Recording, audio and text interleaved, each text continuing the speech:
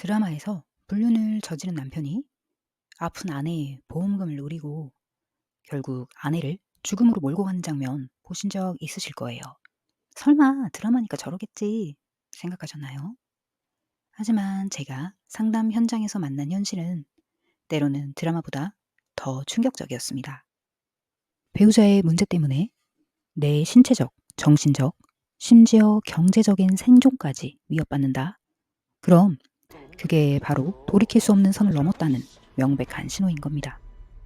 이때 이혼은 더 이상 선택의 문제가 아니라 생존의 도구가 되는 거죠. 정말 섬뜩하죠? 여기서 딱 한 가지 기억해야 한다면 바로 이겁니다. 나의 안전, 그리고 내 아이들의 안전. 이게 모든 것의 최우선 순위가 되어야만 합니다. 남편의 외도를 알게 된 순간 당장 이혼하는 게 답이다 하는 생각이 들지만 막상 이혼 서류를 앞에 두면 현실은 그렇게 단순하지 않습니다.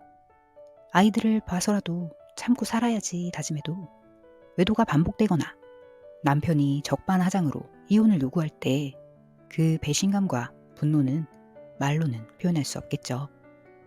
그렇다고 내 인생의 중대한 결정인 이혼을 순간의 감정에 휘둘려 성급하게 결정하는 것은 정말 위험하겠죠.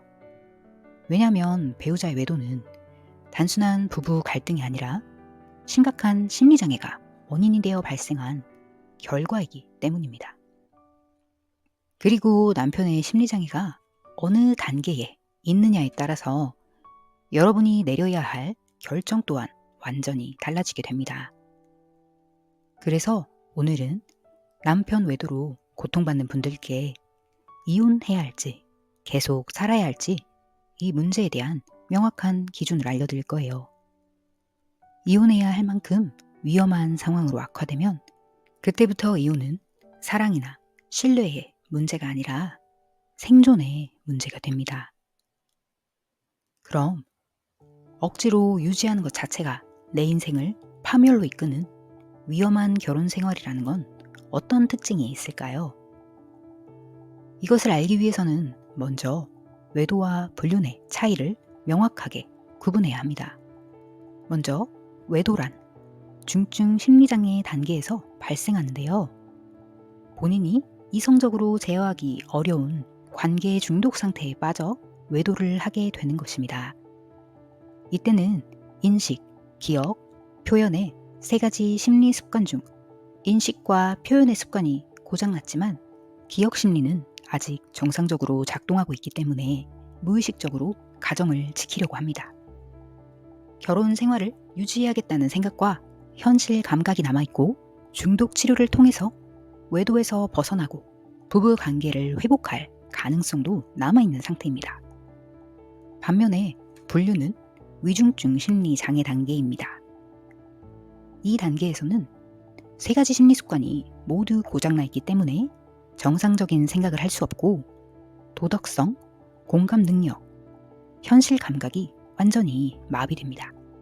그래서 이들은 가족의 안전을 심각하게 위협합니다. 가족으로서의 회복 가능성이 거의 없는 상태라고 보시면 됩니다. 현재 내 배우자가 위중증의 단계라면 이혼은 선택이 아니라 의무입니다. 특히 이 세 가지 중에 하나라도 해당된다면 지체 없이 이혼을 결정해야 하는데요. 첫 번째, 아이들을 공격하거나 이용할 때입니다. 가장 최우선으로 보호해야 할 존재인 아이들을 공격하거나 이용하기 시작하는 것은 위중증 심리장애로 악화되고 있다는 강력한 신호입니다. 두 번째, 가정의 재산을 탕진하기 시작할 때입니다. 외도가 발생한 후 재산을 날리는 것 같은 조짐이 보이면 최소한의 재산이라도 확보하기 위해 이혼을 결정해야 합니다. 결단을 미루면 그동안 부부가 함께 쌓아온 가치를 모두 잃게 됩니다. 세 번째, 끊임없이 이혼을 요구하며 가정을 깨려는 행동을 보일 때입니다. 외도 단계에서는 가정을 유지하려고 하지만 불륜으로 악화되면 더 이상 가정을 유지하려는 노력 없이 끈질기게 이혼을 요구합니다. 이 단계의 배우자는 이미 인간이 아니라 움직이는 시한폭탄에 가깝습니다.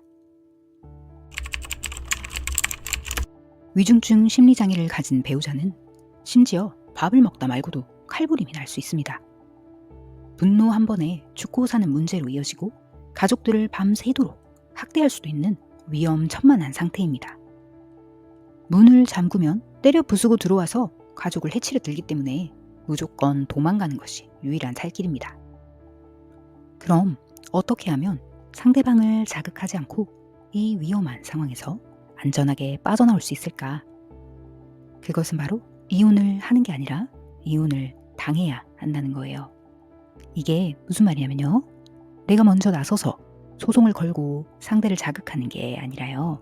상대방이 느끼기에 아내가 이혼을 원해서 하는 것이 아니라 내가 원해서 이혼을 하는 것 같은 상황을 만들어야 하는 거예요.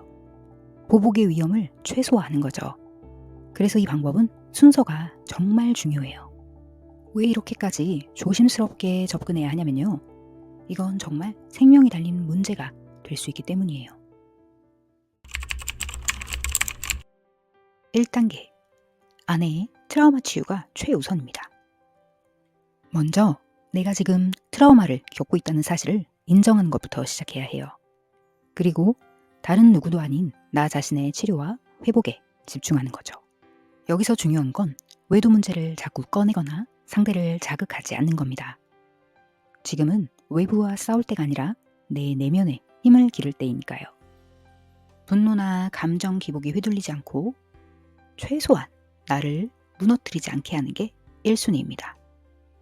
2단계. 배우자를 자극하지 않기입니다. 불륜이든 중독이든 무엇을 하든지 신경 쓰지 말고 내버려 두세요. 절대 감정적으로 맞서 싸우려고 하지 마세요. 심리적으로 불안정한 상대에게 정면으로 맞서는 건 정말 위험할 수 있거든요. 이건 감정 싸움이 아닙니다. 철저하게 나와 내 아이를 지키기 위한 생존 전략입니다. 3단계. 재산과 증거를 파악하는 것입니다. 재산 관련된 문서, 통장, 증거 사진 이런 모든 것들을 파악해 두세요. 그동안 부부가 쌓아온 것들을 내가 지키지 않으면 위중증 심리장애인 남편이 하나도 남김없이 무너뜨려 버립니다. 4단계. 비위를 맞춰가며 벗어나기입니다. 벗어날 때도 비위를 맞춰가면서 조심스럽게 진행해야 합니다. 남편에게 많은 것을 내주어야 할 수도 있습니다. 그러나 이것은 당신과 아이들의 안전을 확보하기 위해 치러야 할 최소한의 비용입니다. 5단계. 완벽한 차단입니다. 이혼 서류를 정리한 후 최대한 멀리 떨어져 어떠한 관계도 연결시키지 않아야 그 이후의 안전을 보장받을 수 있습니다. 결국 이 모든 과정의 목표는 하나예요. 바로 나를 되찾는 거죠. 나의 행복이 더 이상 그 사람의 행동이나 말에 휘둘리지 않게 되는 것. 나 자신과 내 아이들을 지킬 수 있는 힘을 갖게 되는 것. 그 사람의 인생이 더 이상 내 인생에 아무런 영향을 미치지 못할 때 그때가 바로 진짜 독립이고 진정으로 건강한 미래를 시작할 수 있는 순간입니다. 이와 같이 심리적 독립을 이룬 뒤에야 비로소 객관적으로 모든 일을 실행하고 결정할 수 있습니다. 그래도 아이들에겐 아빠가 필요하지 않을까요? 하는 분들도 계십니다. 하지만 아이들은 상처 주는 부모보다 따뜻하고 안정된 보호자 한 사람을 더 원합니다. 엄마가 아프면 그 불안이 아이의 인생까지 대물림 됩니다. 그래서 아이를 지키는 일은 무작정 참는 게 아니라 건강한 한 사람으로 살아남는 것입니다. 트라우마 상태에서 인생의 중대한 결정을 절대 내리지 마세요. 먼저 나를 회복하세요. 그리고 준비가 끝나면 감정이 아닌 전략적으로 이혼을 진행하세요. 배우자가 외도의 상태라면 얼마든지 남편과 가정을 되돌릴 수 있습니다. 회복의 기회가 있는데도 노력하지 않고 이혼부터 해버린다면 그것은 단지 문제를 회피하려는 심리가 작용한 것입니다.